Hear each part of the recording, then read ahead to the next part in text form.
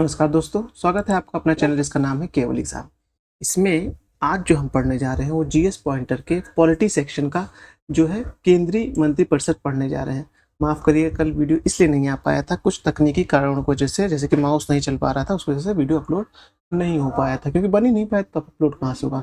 चलिए स्टार्ट करते हैं। हम पॉलिटी किस सेक्शन के लिए पढ़ किस एग्जाम के लिए पहला हम पढ़ने जा रहे हैं जो यूपी पीसीएस होने वाला है, फिर उत्तराखंड पीसीएस, फिर आरओआर और साथ ही यूपी के जो पेपर लगातार जो 4 पेपर लगे हुए हैं उनके लिए पॉलिटी जो है वो सब में कॉमन उसी प्रकार से पूछी जाती है जैसे सभी में आता है। कुछ डिफिकल्ट हो जाती है, कुछ नॉर्मल लेवल के। तो मैंने सब कुछ इसमें उसमें कवर किया, इसमें सब कुछ कवर किया है। तो चलिए प्रारंभ करते हैं। लेकिन उससे पहले अगर आपने अभी तक हमारे चैनल को सब्सक्राइब नहीं किया, सब्सक्राइब कर लीजिए। वीडियो अच्छा लग रहा है तो लाइक करिए और अपना सुझाव देने के लिए कमेंट भी करिए। चलिए, भारत के संविधान में अनुच्छेद 300 के अनुसार भारत की सरकार का कानूनी नाम क्या है? कानूनी नाम क्या है? The union of India. क्या नाम है? The union of India. Union है, ना कि फेडरेशन है। आप देखिएगा, यूनियन जब भी आप अगर हिंदी में पढ़ेंगे आप तो हिंदी में आपको दोनों जगह संघ लिखे मिलेगा, लेकिन वहीं जब आप देखेंगे इंग्लिश वाला पोर्शन देखेंगे तो जिस ऑप्शन में यूनियन लिखा रहेगा उसको टिक करिएगा, अदरवाइज क्वेश्चन गलत हो जाएगा। ये यूनियन कहाँ से लिया गया? ये कनाडा से प्रेरित होकर लिया गया है। सही कथन है। प्रधानमंत्री की नियुक्ति राष्ट्रपति द्वारा की जाती है। प्रधानमंत्री मंत्रिपरिषद का प्रधान होता है। यह आवश्यक नहीं है कि नियुक्ति के समय प्रधानमंत्री संसद के किसी सदन का सदस्य हो, उसको 6 महीने के अंदर सदस्यता कहीं या लोकसभा या राज्यसभा की लेनी पड़ती है। भारत के प्रधानमंत्री के विषय में सही कथन है। प्रधानमंत्री मंत्रिपरिषद का वास्तविक नेता होता है। तो प्रधानमंत्री मंत्रिपरिषद का वास्तविक नेता होता है। अब है, भारत का प्रधानमंत्री होता है क्या? आप देखते हैं वो नियुक्त होता है। किसके माध्यम से? वो राष्ट्रपति के माध्यम से नियुक्त होता है। भारत का प्रधानमंत्री मुख्य है किसका? केंद्रीय सरकार का है। भारतीय संविधान में अनुच्छेद 78 में प्रावधान है दायित्वों का, किसके? वो प्रधानमंत्री के दायित्वों का यहाँ पर उल्लेख है। अब उसके बाद कैबिनेट, कैबिनेट के संदर्भ में कैबिनेट में सम्मिलित होते हैं केवल कैबिनेट स्तर के मंत्री सम्मिलित होते हैं। ये राज्य स्तर के या जो और मंत्री तो वो सम्मिलित नहीं होते हैं कैबिनेट में। कैबिनेट शब्द जो आया है वो अनुच्छेद 352 में, हमारे पूरे संविधान में कैबिनेट शब्द एक बार लिखा गया है। मंत्रिमंडल शब्द यानी कि वो कब लिखा गया? वो 352वें अनुच्छेद में लिखा गया है, याद रखिएगा। संघ सरकार के संदर्भ में निम्नलिखित कथनों पर विचार कीजिए। एन गोपालन स्वामी अय्यर समिति की सुझाव दिया था कि किसी मंत्री और किसी सचिव को प्रशासनिक सुधार करने और उसे बढ़ावा, कहाँ गया माउस? फिर से चलिए माउस,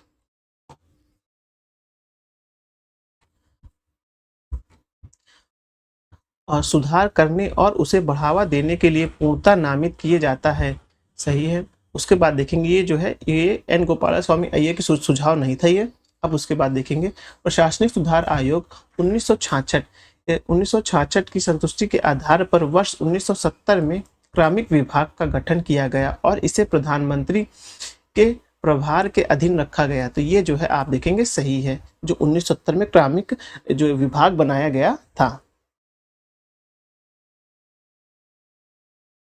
दूसरा माउस यूज करूंगा। संसदीय शासन में वास्तविक कार्यपालिकी शक्ति किसमें होती है? वो प्रधानमंत्री में होती है। संघ सरकार के संदर्भ में सही कथन है क्या है? कि हर एक मंत्रालय को प्रधानमंत्री की सलाह पर भारत के राष्ट्रपति द्वारा के मंत्री को प्रदान किया जाता है। सही कथन है कि राष्ट्रपति भारत सरकार का कार्य अधिक सुविधापूर्वक किए जाने के लिए मंत्रियों की उक्त कार्यों का आवंटन के लिए नियम बनाएगा। साथ ही भारत सरकार की समस्त कार्यपालिकी कार्रवाई किस पे होगी? वह राष्ट्रपति के नाम पर ही की जाती है।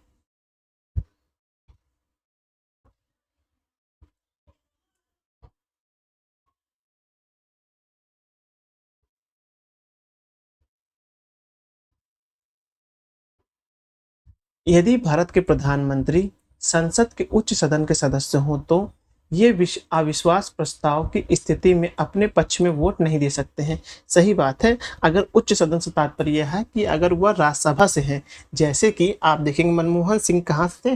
वो असम की तरफ से राज्यसभा से चुन के आए थे। अगर उनके खिलाफ अविश्वास प्रस्ताव लाया जाता तो अपने पक्ष में वोट ना कर पाते। अविश्वास प्रस्ताव इसलिए ना कर पाते क्योंकि अविश्वास प्रस्ताव जो होता है वो हमेशा हमेशा लोकसभा में ही पेश किया जाता है।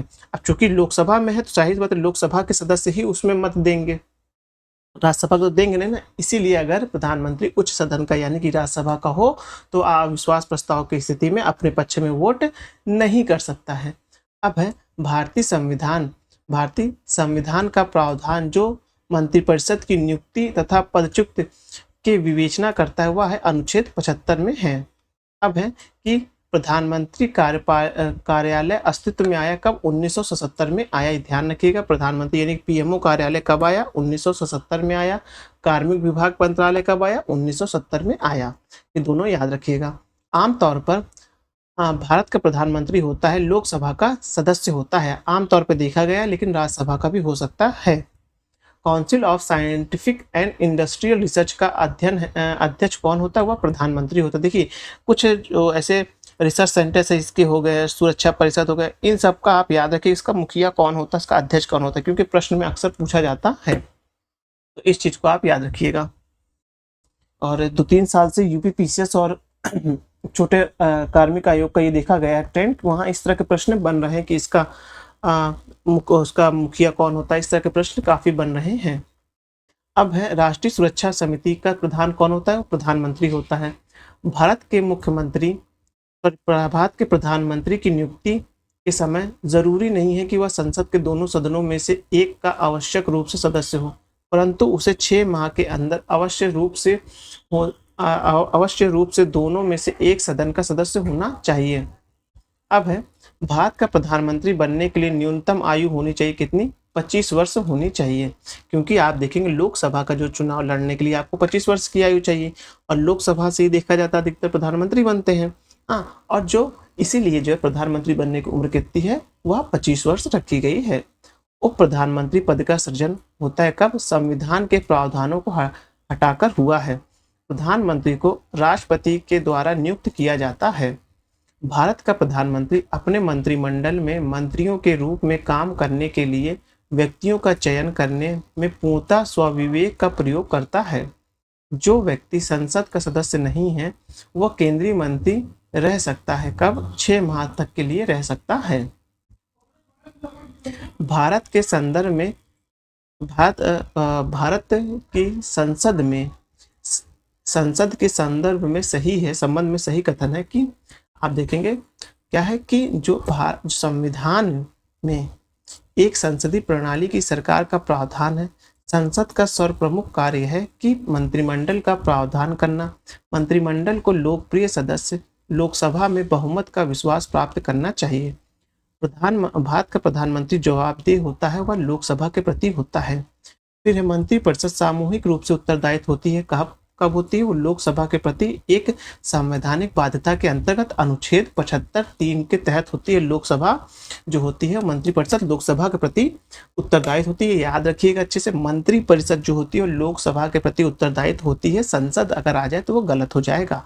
और यह किसमें लिखा है? यह संवैधानिक प्रावधान है, किसमें? आर्टिकल 75(3) में लिखा गया है।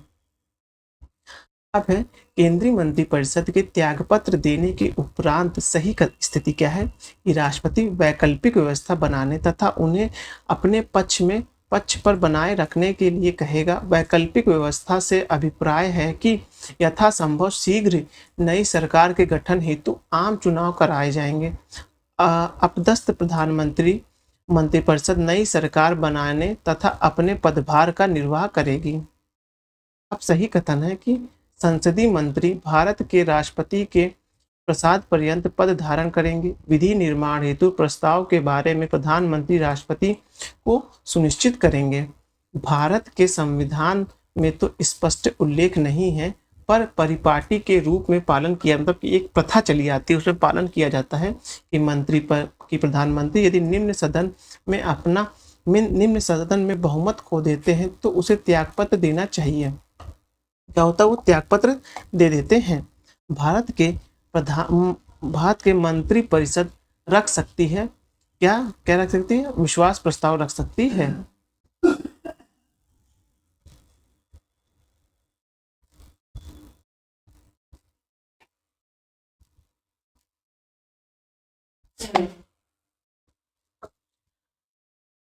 बहुमत में अविश्वास प्रस्ताव पास होने पर मंत्रिपरिषद को त्यागपत्र देना पड़ता है। लोकसभा के सदस्यों के द्वारा अपने त्यागपत्र देने के बाद मंत्रियों में भारत में एक मंत्री को अपने त्यागपत्र के विषय में लोकसभा में व्यक्तिगत वक्तव्य देने के लिए अनुमति की आवश्यकता होती है, वह है स्पीकर।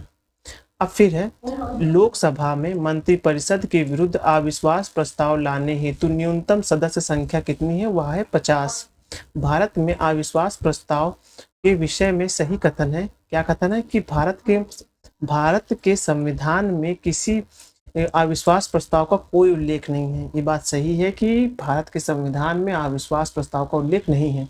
अविश्वास प्रस्ताव केवल लोकसभा में ही पुरस्थापित किया जा सकता है। मतलब कहाँ होता है, सिर्फ लोकसभा में स्थापित होता है और कहीं नहीं होता है। ये ध्यान रखिएगा, क्योंकि लोगों का उसमें मत होता है, इसीलिए लोकसभा में इसको प्रस्ताव पेश किया जाता है। अब आगे देखेंगे कि भारतीय राजनीतिक व्यवस्था में कार्यपालिका जो है विधायिका के अधीन कार्य करती। कार्यपालिका किसके अधीन काम करेगी, विधायिका। मतलब कि जहां विधान बनता है उसी के अंतर्गत कार्यपालिका काम करेगी। वह नेता जो नेहरू की कैबिनेट से पहले गृह मंत्री तथा बाद में रक्षा मंत्री बना, वो कैलाश नाथ काटजू थे। याद रखिए कौन थे वो, कैलाश नाथ काटजू थे। अब है कि स्वतंत्र भारत के प्रथम वित्त मंत्री कौन थे। स्वतंत्र भारत के प्रथम वित्त मंत्री आर के षडमुख चट्टी थे। इन्होंने भारत के प्रथम वित्त मंत्री, याद रखिए आर के षडमुखी चट्टी थे। इन्होंने स्वतंत्र भारत का पहला केंद्रीय बजट 26 नवंबर 1947 को प्रस्तुत किया तथा 1948 में जॉन मैथाई को वित्त मंत्री नियुक्त किया गया। तो स्वतंत्रता से पहले अगर आप देखेंगे, स्वतंत्रता के समय ही देख लेंगे तो आप कौन थे उनको बनाया गया था सबसे पहले, तो आर के षडमुखी चट्टी को बनाया गया था, आप देखेंगे। उसके बाद जब स्वतंत्रता के बाद आप देखेंगे तो जॉन मैथाई जो है पहले वित्त मंत्री बनते हैं।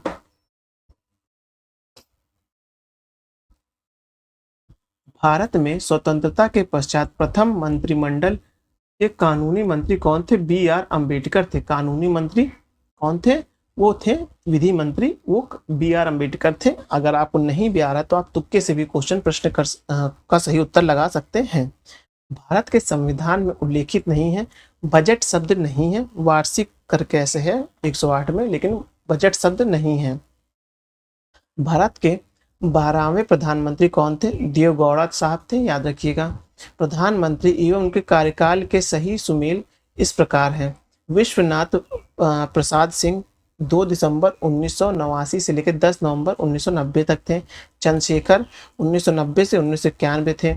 एच डी देवगौड़ा 96 से 97 के दौरान थे। फिर देखेंगे इंद्र कुमार गुजराल 1997 से 98, इन्हीं के नाम पर एक गुजराल सिद्धांत चलता है, वो आप देखिएगा इंटरनेशनल रिलेशन में, उसको एक बार पढ़ लीजिएगा। अटल बिहारी वाजपेयी जो थे 1998 से 2004 तक थे। नोट, अटल बिहारी वाजपेयी उपयुक्त अवधि के अंतर्गत 16 मई 1996 से 1 जून 1996 में संक्षिप्त अवधि के लिए ही प्रधानमंत्री थे। मतलब उनको फिर उनके बाद अविश्वास प्रस्ताव आ गया था, फिर वो पास नहीं कर पाए थे। उसके बाद फिर उन्होंने चुनाव लड़ा था।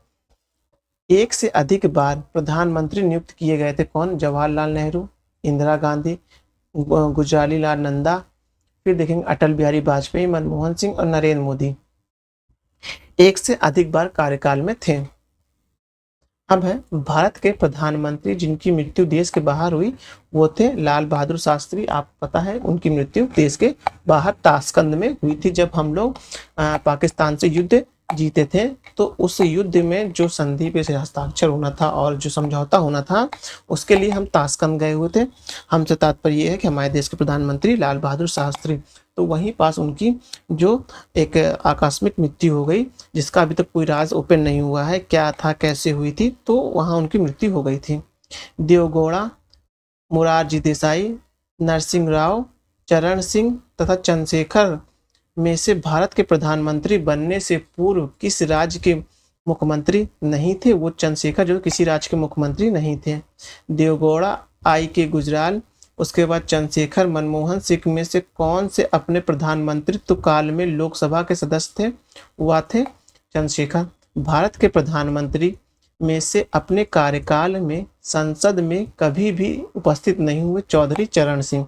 मतलब कि इनका कार्यकाल एक या 2 दिन का, जहाँ तक मुझे सही से याद नहीं, ऐसे था, सुबह के शाम ऐसे कुछ था। और नहीं, जब ये प्रधानमंत्री बने थे तो उस दौरान कोई सत्र नहीं चल रहा था, और जैसे सत्र चलने वाला था तभी इनकी सरकार गिर जाती है। तो ये कभी अब संसद में पहुंच ही नहीं पाए थे, इसलिए इनको कहा जाता है। इनको याद करने का तरीका ये है, हालांकि इसमें हंसने की बात नहीं है। भारत के डेमोक्रेसी का यहाँ मजाक भी हुआ है कि कोई प्रधानमंत्री बना और अविश्वास प्रस्ताव आ गया, खरीद फरोख्त की वजह से सरकारें गिर गई, अस्थिरता आ जाती है। ये बहुत ही बेकार बात है किसी भी लोकतंत्र के लिए। तो इनको आप ऐसे याद रखें, चौधरी चरण सिंह जो हैं वहाँ सिर्फ जो संसद का चरण है उसको स्पर्श नहीं कर पाए, ऐसे याद कर सकते हैं। भारत के केंद्रीय वित्त मंत्री रहे, कौन रहे? वीपी सिंह। फिर आप देखेंगे आर वेंकटरमण, वाई वी जो है चढ़वार। उसके बाद देखेंगे प्रणब मुखर्जी थे, वित्त मंत्री थे इसमें से।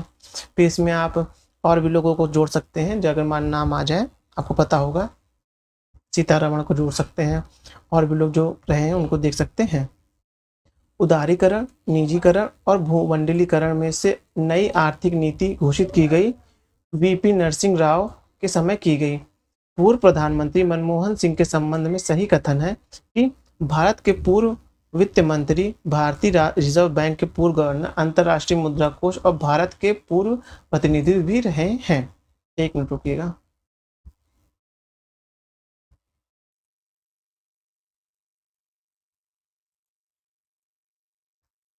अब मंत्री नीति बनाते हैं और लोक सेवक उसका क्रियान्वयन करते हैं। संसदीय प्रणाली में मंत्रियों का उत्तरदायित्व का सिद्धांत कार्य करता है। तो कथन और कारण दोनों सही है, लेकिन किंतु कथन कारण के सही स्पष्टीकरण नहीं करता है। भारत में संघ में मंत्री परिषद नियुक्त भारत संघ में मंत्रिपरिषद संयुक्त रूप से लोकसभा और राज्यसभा दोनों के प्रति उत्तरदायित्व होती है, जो गलत अभी हमने आपको पढ़ाया था 75(3) में लिखा हुआ था, जो मंत्रिपरिषद होगी वह संसद के, वो जो लोकसभा के प्रति उत्तरदायित्व होती है। तो पहले ये गलत हो गया।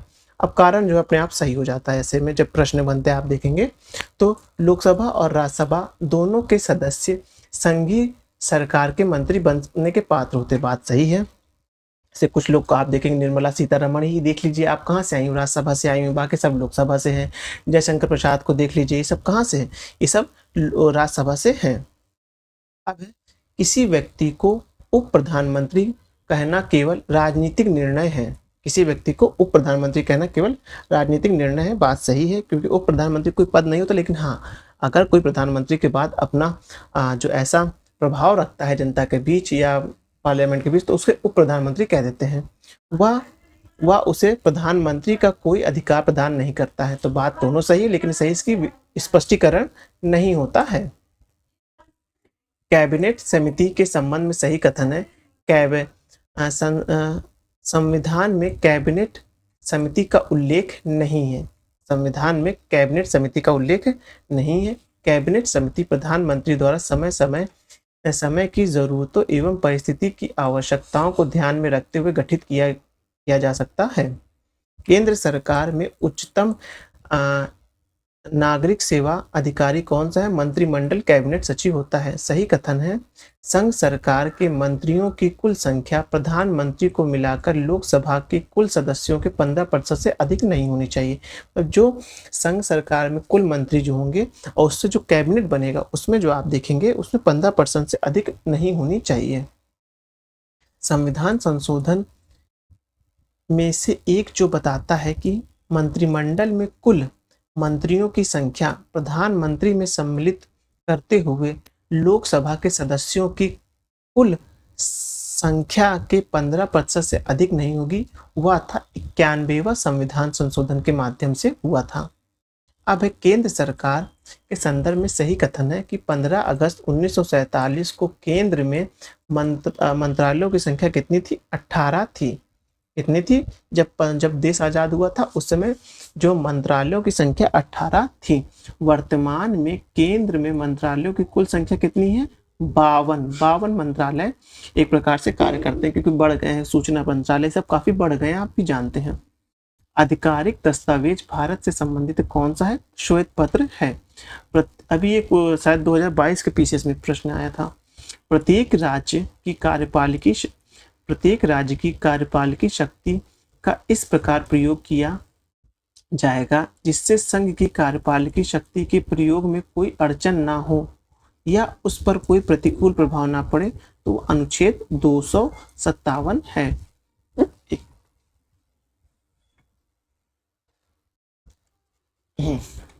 अब आगे देखते हैं कि संघीय मंत्रिमंडल का पुनर्गठन आधारित है, गोपाल स्वामी अय्यर रिपोर्ट पर आधारित है। भारतीय प्रशासन में विभाजन प्रणाली संबंधित है, नीति और क्रियान्वयन से है। मंत्रिमंडल सचिवालय का एक कार्य है मंत्रिमंडल कैबिनेट के लिए कार्य सूची तैयार करना, मंत्रिमंडल समिति के लिए सचिवालय सहायता प्रदान करना है।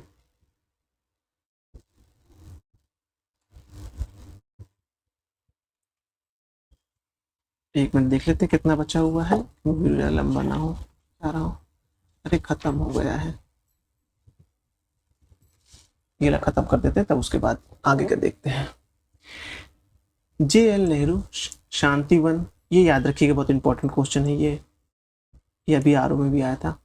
LV शास्त्री विजय घाट, इंदिरा गांधी शांति स्थल और राजीव गांधी वीर भूमि है। राजीव गांधी जो उसकी शहादत हुई थी आप जानते हैं, उनको आतंकवादियों द्वारा मार दिया गया था, तो वो वीर भूमि समझ लीजिए। इंदिरा गांधी, इन्होंने वो परमाणु परीक्षण किया था ना, तो साइलेंट बुद्धा करके ऐसे थीम थी ना, तो वैसे इसको याद कर लीजिएगा। LB शास्त्री लाल बहादुर शास्त्री विजय घाट है, इन्होंने कहते हैं वो दिलवाया था, क्या नाम है, वो पाकिस्तान से जीत हुई थी हमारी, तो वो विजय घाट हो गया था। JL नेहरू, ये शांति वन इसलिए है इनका नाम क्योंकि ये विश्व में शांति बनाने के लिए गुटनिरपेक्ष की नीति लाए थे। जय जवान जय किसान का नारा किसने दिया था? लाल बहादुर शास्त्री ने दिया था। जय जवान जो दिया था वो नारा किसके लिए था? वो भारतीय सेना के लिए था, क्योंकि उस समय हम चीन के साथ युद्ध हारे हुए थे। उसके बाद पाकिस्तान के बाद 3 साल बाद युद्ध हुआ, तो उसमें जीत के लिए एक सेना में मनोबल बढ़ाने के लिए उन्होंने जय जवान का नारा दिया था। जय किसान का नारा इसलिए दिया था क्योंकि उस समय भारत जो है भुखमरी की कगार पे था, अकाल पड़े हुए थे, अनाज पर्याप्त नहीं था, तो जय किसान का नारा देके हरित क्रांति को बढ़ावा दिया गया था। तो जय जवान जय किसान का नारा किसने दिया था? लाल बहादुर शास्त्री ने दिया था। हाल ही में अल्पसंख्यक मामलों के मंत्रालय का प्रभार सौंपा गया है, किसे? स्मृति ईरानी को सौंपा गया है। अब है स्वतंत्र भारत के प्रथम बार संसदीय सचिव का पद सृजित किया गया। कब किया गया? वो 1951 में किया गया। तो याद रखिएगा, इंपॉर्टेंट है कि स्वतंत्र भारत का प्रथम संसदीय सचिव जो नियुक्त किया गया है, पद सृजित किया गया था। कब किया गया था? 1951 में किया गया था। हो सकता है संसदीय सचिव का आपको लगे कि 1971 में किया गया या तो फिर 2004 में किया गया, तो नहीं, 1951 में किया गया है। अब आता है महान्यायवादी, महाधिवक्तक और CAG आता है। ये इंपॉर्टेंट है, ज़्यादा बड़ा चैप्टर नहीं है, इनके बारे में बहुत टेक्निकल चीज़ देखनी है। इनकी नियुक्ति कौन करता है, इनका कार्यकाल क्या होता है, इनका काम क्या होता है, बस यही देखना है इसमें, इस टॉपिक में। अब है भारत सरकार के कानूनी विषयों पर परामर्श देता है कौन? अटॉर्नी जनरल देता है। कानूनी विषय पर जो भारत सरकार को परामर्श देगा वो अटॉर्नी जनरल देता है। नियंत्रक एवं महालेखा परीक्षक, मुख्य निर्वाचन आयुक्त, लोकसभा अध्यक्ष तथा महान्यायवादी में से राष्ट्रपति के प्रसाद पर्यंत अपना पद धारण करता है भारत का न्यायवादी। भारत का महान्यायवादी जो होता है वो जो राष्ट्रपति के प्रसाद पर्यंत, यानी कि जब तक राष्ट्रपति चाहेगा उसको अपने पास रखेगा, उसकी सैलरी वो तय करेगा, सब कुछ वो तय करते हैं प्रसाद पर्यंत, उसकी कोई नियुक्ति का कोई संबंध नहीं होता है। भारत के महान्यायवादी को नियुक्त कौन करता है? वो राष्ट्रपति करता है, प्रसाद पर्यंत के दौरान करता है। भारत सरकार का प्रथम विधि अधिकारी यानी मुख्य विधि परामर्शकर्ता समझा जाता है महान्यायवादी को, यानी अटॉर्नी जनरल को समझा जाता है। अब है अपने कर्तव्यों के पालन में भारत के राज्य क्षेत्र में सभी न्यायालयों में सुनवाई का अधिकार होगा, महान्यायवादी को होता है। वह महान्यायवादी जो होता है वो भारत के किसी भी न्यायालय में जाकर सुनवाई कर सकता है। भारत के महान्यायवादी के विषय में सही कथन है, वह भारत के राष्ट्रपति द्वारा नियुक्त किया जाता है। उसमें वही योग्यता होनी चाहिए जो सर्वोच्च न्यायालय के न्यायाधीश में होती है। महान्यायवादी ऐसे परिश्रमी प्राप्त करता है जो राष्ट्रपति की अवधारित करे, मतलब राष्ट्रपति तय करता है कि हम आपको सैलरी कितनी देंगे। अब है भारत के महान्यायवादी के संदर्भ में सही कथन क्या है। महान्यायवादी के पद पर ऐसे व्यक्तियों को नियुक्त होगा जो कि उच्चतम न्यायालय का न्यायाधीश नियुक्त होने के लिए आहर्त हो और महान्यायवादी को राष्ट्रपति द्वारा पद से हटाया जा सकता है। तो महान्यायवादी कैसे हटाया जाता है? राष्ट्रपति के द्वारा हटाया जाता है। संसद के किसी भी सदन का सदस्य न होते हुए भी उसे संसद के दोनों सदनों में बोलने, अन्य कार्रवाई में सम्मिलित होने एवं किसी अन्य भी संसदीय केंद्रीय कमेटी के सदस्य होने का अधिकार प्राप्त है, परंतु वोट देने का अधिकार नहीं है। वो भारत के अटॉर्नी जनरल हैं। भारत के महान्यायवादी भारत के महान्यायाधिकर्ता एवं भारत के मुख्य न्यायाधीश में से वह जिसे संसद के कार्यवाही में भाग लेने का अधिकार प्राप्त है, वह भारत के महान्यायवादी हैं। भारत का महान्यायवादी लोकसभा की कार्यवाही में भाग ले सकता है, लोकसभा की किसी समिति का सदस्य हो सकता है, लोकसभा में बोल सकता है, वह सदन में मतदान नहीं कर सकता है। सब कुछ कर सकता है, बस इतना ध्यान रखें, मतदान नहीं कर सकता है, बस इतना ध्यान रख लीजिए बस। हाँ, सॉलिसिटर्स जनरल होते हैं कानूनी न्याय सलाहकार होते हैं। भारत में राज्य के महाधिवक्ता की नियुक्ति की जाती है, राज्यपाल के द्वारा की जाती है।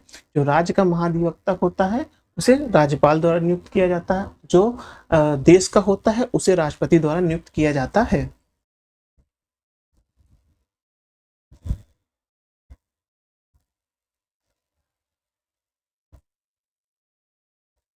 कानूनी विषय पर राज्य सरकार को परामर्श देता है, एडवोकेट जनरल यानी महाधिवक्ता देता है।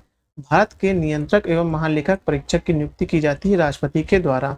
भारत में नियंत्रक एवं महालेखा परीक्षक की नियुक्ति की जाती है अनुच्छेद 148 के अंतर्गत।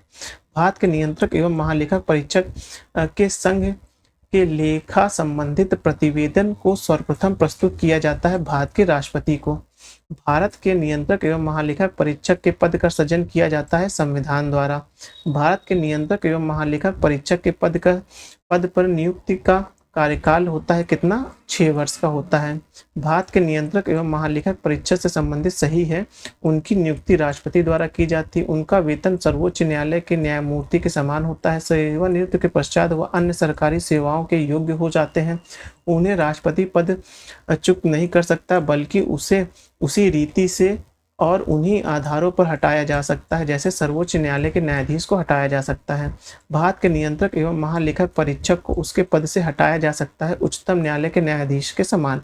नियंत्रक एवं महालेखक परीक्षक का कर्तव्य न केवल व्यय की वैधता अपितु औपचारिक सुनिश्चित करना होता है। उसके बाद उसी वित्त प्रशासन के क्षेत्र में संविधान और संसद को कानून को बनाए रखना है। दोनों ही सही और सही व्याख्या भी करता है। भारत के नियंत्रक एवं महालेखा परीक्षक द्वारा पालन किया जाता है भारत की संचित निधि से होने वाले सभी व्यय का लेखा परीक्षण करना और उनसे संबंध में प्रतिवेदन प्रस्तुत करना। आकस्मिक निधि और लोक लेखाओं में से होने वाले सभी व्यय को लोक लेखा परीक्षण करना और उससे संबंध में प्रतिवेदन प्रस्तुत करना। सभी व्यापार निर्माण लाभ और हानि लेखाओं का परीक्षण करना तथा उनके संबंध में प्रतिवेदन प्रस्तुत करना। सही कथन है। नियंत्रक महालेखा परीक्षक का कर्तव्य होगा कि वह उन सभी प्रतियों की लेखा परीक्षण करे जो भारत के संचित निधि से संदेह हो। नियंत्रक महालेखा परीक्षक को संघ या किसी राज्य की किसी कार्यालय या विभाग में से अन्य का भंडारों या स्टॉक में लेखाओं के लेखा परीक्षण करने और उनकी बाबत की रिपोर्ट देने का अधिकार है। लोक निधि के फलोत्पादन एवं आश्रित प्रयोग को सुरक्षित करने के साथ साथ भारत के नियंत्रक महालेखा परीक्षक कैग का कार्यकाल का महत्व है। कैग के मंत्रालय द्वारा क्रियान्वित परियोजनाओं या कार्यक्रम पर जारी किए गए प्रतिवेदनों पर लोक लेखा समिति विचार विमर्श करेगी। कैग के प्रतिवेदन से मिली जानकारी के आधार पर जांचकर्ता एजेंसी उन लोगों के विरुद्ध आरोप दाखिल कर सकती है जिन्होंने लोक नीति प्रबंधन का कानून का उल्लंघन किया हो। अभी नहीं समाप्त हुआ है। ये लाइन समाप्त करने के बाद फिर स्टार्ट जो नया वीडियो बनेगा। नियंत्रक एवं महालेखक परीक्षक की टीका टिप्पणी पर उचित कार्यवाही करने की अंतिम जिम्मेदारी किसकी है? वह संसद की है। संसद की लोक लेखा निधि, 1 मिनट रुकिएगा, ये इंपॉर्टेंट था, ऊपर वाला क्वेश्चन मैं टिक कर लूँ। हाँ, संसद की लोक लेखा नीति समिति के बैठक में उपस्थित रह सकता है भारत का नियंत्रक एवं महालेखक परीक्षक। फिर उसके बाद देखेंगे संविधान का वह अनुच्छेद जो भारत के नियंत्रक एवं महालेखक परीक्षक के कर्तव्यों को निर्धारण करता है, वह अनुच्छेद 149 है। नियंत्रक एवं महालेखा परीक्षक की नियुक्ति राष्ट्रपति द्वारा होती है। अपने पद से उसे हटाया जाता है संसद के दोनों सदनों के संबंध पर राष्ट्रपति द्वारा। नियंत्रक एवं महालेखक परीक्षक की छुट्टी मंजूरी करने या ना मंजूरी करने की शक्ति किसमें निहित है? राष्ट्रपति में है। भारत के नियंत्रक एवं महालेखक परीक्षक एक मित्र एवं मार्गदर्शी होते हैं लोक लेखा समिति का। 1971 का संशोधन महालेखा नियंत्रक के कर्तव्य, शक्तियों और सेवाओं स्थिति अधिनियम लेखांश, अकाउंटिंग और लेखा परीक्षा ऑडिटिंग की पृथक करता है और सीएजी के लेखक की तैयारी का उत्तरदायित्व से मुक्त देता है। यह संशोधन किया गया है 1976 में। लोक निधि का अभिभावक कहा जाता है नियंत्रक एवं महालेखा परीक्षक को कहा जाता है। लोक वित्त सरकार की वित्तीय कार्य पर वित्तीय क्रियाकलाप का अध्ययन है। इसके अंतर्गत आता है सार्वजनिक खर्च का परीक्षण, सार्वजनिक राजस्व और वित्तीय प्रशासन आता है। तो ये इंपॉर्टेंट क्वेश्चन है, इसको तो मेरी मानिए आप लोग टिक करके अपने पास लिख लीजिए, क्योंकि इससे तो प्रश्न जरूर बनेगा आपकी बार। अब है भारत के सीएजी यानी नियंत्रक एवं लेखा परीक्षक का कार्य होता है लोक वित्त का संरक्षण के रूप में। गिरीश चंद्र मुर्मू बने हैं भारत के 14वें नियंत्रक एवं महालेखा परीक्षक बने हैं, नए वाले भी आप याद रखिएगा। अब आता है वरीयता क्रम, मुश्किल से 4 लाइन का ये है, मतलब कि कौन जब कहीं पास सार्वजनिक सभा होती है तो लोगों को बैठना होता है, तो कैसे कैसे वरीयता क्रम निर्धारित होता है वो है इसमें। अग्रता क्रम में इसका सही अनुक्रम है कि भारत के मुख्य न्यायाधीश, फिर संघीय मंत्रिमंडल सदस्य, फिर मुख्य निर्वाचन आयुक्त और उसके बाद बैठेंगे मंत्रिमंडल सचिव बैठेंगे। महान्यायवादी, भूतपूर्व राष्ट्रपति, chief of staff and Lok Sabha अध्यक्ष में से भारत सरकार की प्राथमिक सारणी में भारत के मुख्य न्यायाधीश के ऊपर आते हैं कौन? भारत के पूर्वभूत राष्ट्रपति आते हैं। अब उसके आगे देखेंगे हम कि भारत सरकार के सर्वोच्च शासकीय अधिकारी है कौन? भारत के मंत्रिमंडल सचिव हैं।